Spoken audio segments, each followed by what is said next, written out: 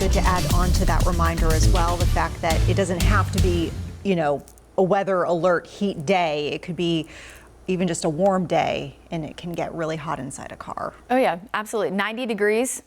No heat index issues or anything like that. After 3 to 4 hours, it can be up to 140 degrees. So big drastic change. Think to a car. You're getting all that radiated heat like a greenhouse, right? But there's no ability for that heat to leave. So it is a substantial risk really any time of the year. I'll hear people sometimes during winter when it's like 50 outside say it's okay if my dog's in there, and it's still not, because they can still be much hotter after a few hours. So please avoid that if at all possible.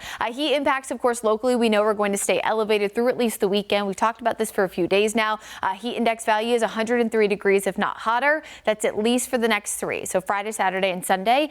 We'll be on a slight downward trend Monday through Tuesday, but it's not going to be a cool stretch by any stretch of the imagination. 1 to 6 o'clock, that's normally the hottest time of the day. So between those 5 hours, your heat index values will be at their highest. Best things to do: take breaks, stay cool in the AC, the shade if you can, and of course staying hydrated.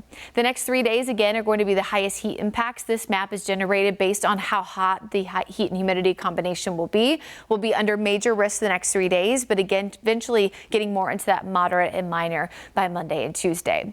Here's an hourly look at what the heat index will look like tomorrow. Morning time, think early soccer practice, things like that. We're still already feeling close to 90 degrees by 10 o'clock. By lunchtime, we're nearing the triple digits, and tomorrow we are going to peak very close to the heat advisory criteria, which is 105, if not hotter. So when we talk about 103 or higher, that's because that's the threshold for higher than normal risk due to heat-related illness, but 105 is the threshold for a heat advisory. So we've had some of those counties under a heat advisory today. I just want to remind you that if you see your best friend, let's say in Gaston County, has a heat advisory, but you live in Union and you don't, it doesn't change the impact. Everybody's going to be equally as hot and humid in the next few days.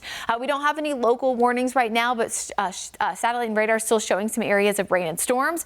Biggest cluster here, just north of Patterson there, 321 in areas north in Caldwell County. Lots of lightning with this storm, and when we see more lightning develop, it's typically telling us that the storm is getting stronger. So something I'll continue to watch here over the next hour or so. A little bit further south is really the only other place that we have rain. You can see up to light rain there, northern side of Catawba County here in just the next 30 minutes. We have light to moderate rain there for parts of Ashwaubenon and Avery counties. Only other tiny little sprinkles we have down in Union County. Unionville, New Salem. One thing I will watch here is that outflow boundary that's nearing Locust and Clear Creek that would potentially develop a few additional storms. Remember, outflow boundaries are that gust front that pushes out from the main parent thunderstorm. We'll see more of these scattered storms through tonight.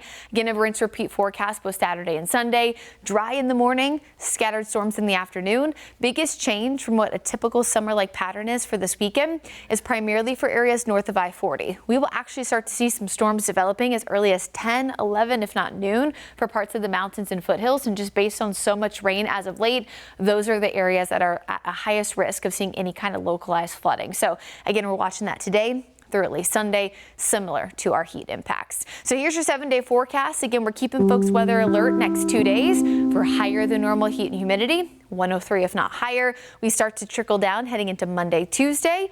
Tuesday is probably the only day that we have the chance to break this record streak so far of 12 days in a row of higher than normal heat and humidity with a temperature at or above 90, but doesn't look like we're going to break that anytime soon. In fact, heat even comes with a vengeance by the end of next week.